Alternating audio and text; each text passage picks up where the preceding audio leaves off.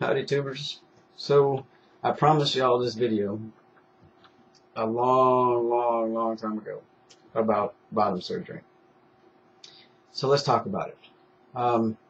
Recently I read there's a timeline that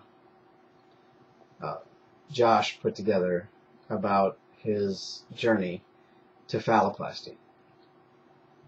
And I think that many of us trans guys go through this. It's a sequence. It happens with many of us. And I think it happens, I kind of understand why it happens the way it does, but I think some of you guys need to understand how this works. Okay?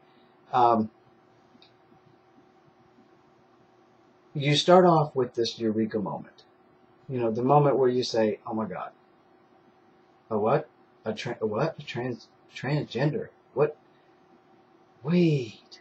And then all of a sudden you have like this, and most of you guys who are, if you're watching me right now, it's because you've already had this epiphany. Suddenly there's this very fast flashback over everything that ever happened in your life, right? Okay? Everything. And each one of them is like this little light bulb. It's like, ah, oh, that's why and that was, everybody does it. Okay? That's normal. Now, the next thing that happens is you want all of a sudden everything to change. Boom. It's like now you have this eureka moment. I'm transgender. Oh, I should have been born this way. I need, you know, I need to be flat-chested with a beard and balls tomorrow. That's it. Unless you're MTF, it's the other way around. And that's great, but it doesn't really work that way. And when you get through all of that part and you settle down and you get to the understanding that, okay, this is a process, and you decide whether you're trying to decide whether you want to go through that process. And believe me, this is not just my experience I'm talking about. I reach out to a lot of you, and a lot of you reach out to me, and we have these conversations regularly. And I get my own input in some of this, but then I kind of incorporate your input as well. So then you start looking around for information, and it's information that is golden, because information leads to informed decision making. And to me, that's absolutely essential, and it's the most critical part of transition. Know. You gotta know.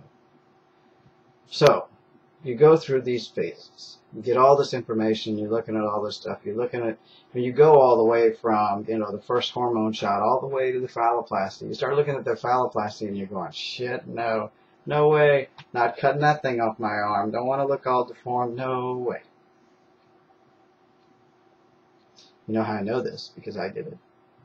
And almost every other trans man I've met did the same thing. I don't want bottom surgery. I'm never going to do that. That's just, they can, until they can make me a perfect penis, I don't want. But I want those hormones. And I need to get rid of this chest, so I'm going to do that now. And even some people who know they can't afford the chest surgery, they go ahead and start with the hormones. They figure if they had a beard, they can cover this up. It's no big deal. Well, what starts to happen, and I dare say that I can't say everybody because there's no such thing as absolutes, but most everybody experiences this very procedure. They go, they get the hormones, they start putting the hormones in, they're like, oh, they come on YouTube, they make the videos. Month 1, month 2, month 3, blah, blah, blah. They get to a year, it's like, eureka, I made it to a year. And then you see either one or two things happen. People start disappearing. People start changing their minds. Or they start talking about chest surgery. A little after that, what you start to find is people who are really depressed because now they're on hormones, but they can't afford to get their chest surgery. I know a couple of these guys. They make me crazy because I feel so bad, and I wish that I had $1 gazillion and I could help everybody. But now it's wearing on them. Every day they have to get up and bind. Every day. And when you've done that for 1 year, 2 years, I know a guy that's done it for 6 years because he can't afford surgery. it starts to wear on you. And all you can think about is getting rid of them. If you're fortunate enough to have the money and you get rid of them, now you think, Eureka, I'm okay. Look, I got a flat chest. I can do this. I can go anywhere I want. Hormones are still doing their thing. You're changing, you know. And then you'll end up in my position. And that is, after all that swearing up and down, and I'm sure if you go back and look at some of my old videos, you'll find them. Oh, I'm never going to have lower surgery. I don't. After all of that, what you discover is that you still feel short of being complete. And it's a process. It takes you time to get there. But when you get there, then it becomes a real challenge. Most of the time, the guys that struggle with this the most, of course, are the ones who can't afford it. This is why people push so hard for health insurance to cover these things. Because it's a very expensive surgery, but it becomes very necessary. Could I live my life the way I am now? Yeah. As a half-breed, miserable, totally feeling like I'm never going to get past that piece of me. It interferes with everything. It interferes with my ability to date. It interferes with my ability to go to the bathroom. I mean, I was talking to a guy the other day. We were having this conversation. I said, you know, walking into the bathroom itself is intimidating as hell. I hate the men's room. It sucks, especially when you walk in and you have this total wall and there's 1, 2, 3 urinals and then the single stall at the end, and you have to walk by those. The damn urinals are mocking me. Hear me, they mock me. Because every time I walk into the men's room, it's a reminder. It's a solid, no doubt reminder that I'm still not whole. And that's where I'm at now. Now, the next stage is the one I haven't experienced yet, but I'm sure I'll probably get there. Because my decision has been to get metoidoplasty. And that is for several reasons, most of which because I'm doing all this working out and trying to build my body, and the last thing I need is some ugly thing in my arm.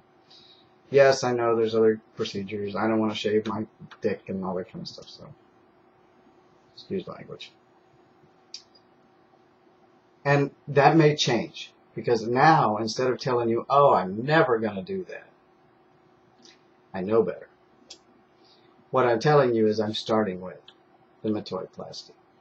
And yes, I want my own testicles, I want my own penis, and I don't even care about the sex. Because I'm not having any anyways, and honestly, there's all different kinds of ways to have sex. For me, just because y'all didn't ask, but this might be TMI, but for me, sex is usually a brain thing. You know, you can be with the most gorgeous individual in the world, and sex will never be as good as it will be when you're up here into it. So, that being said, the sex part is not my critical part. My critical part is I just want to use the bathroom. I want to walk into the men's room, unzip my fly, and pee like everybody else in that room.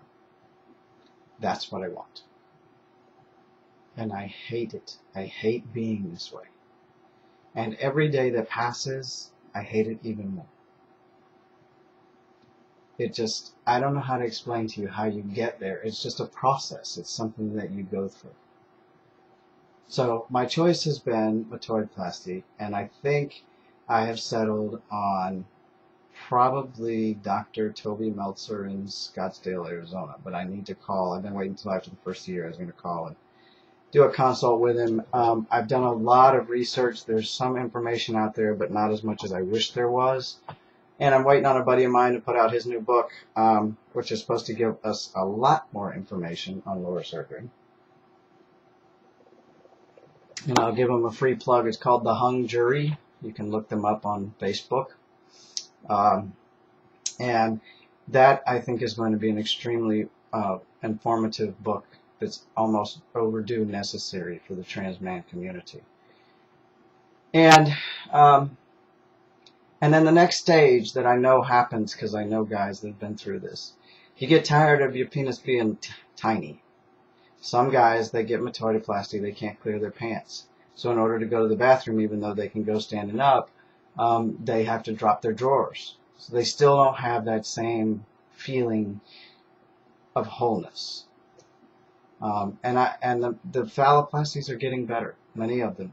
The procedures are getting better, and they're starting to look better, and they're really developing. And I think there was an article back in September of this year about there's a physician who's been using stem cells to grow them, and has apparently done it successfully, even to the point where they could impregnate, which was kind of fascinating. So if somebody wants to do some stem cell research about growing penises, I volunteer. I will. I'll volunteer. Just call me. Anyways, so I don't want to make this too long, but this is kind of the process, and it's where I'm at now. And I got a new video coming up in the next couple days. What is today? The 17th, 18th. What is today? The 18th. Yeah. So 19, 20, 3 days, and I'll be 3 years on T. So I'll make you a little video for that too. Alright, so there you go, as promised. Lower surgery. That's where I'm at now, and as I move along with it, I'll give you more information. Now, I have to go to a Christmas party and eat some pizza and drink a lot of wine and get stupid, because I had a shitty day. So, peace.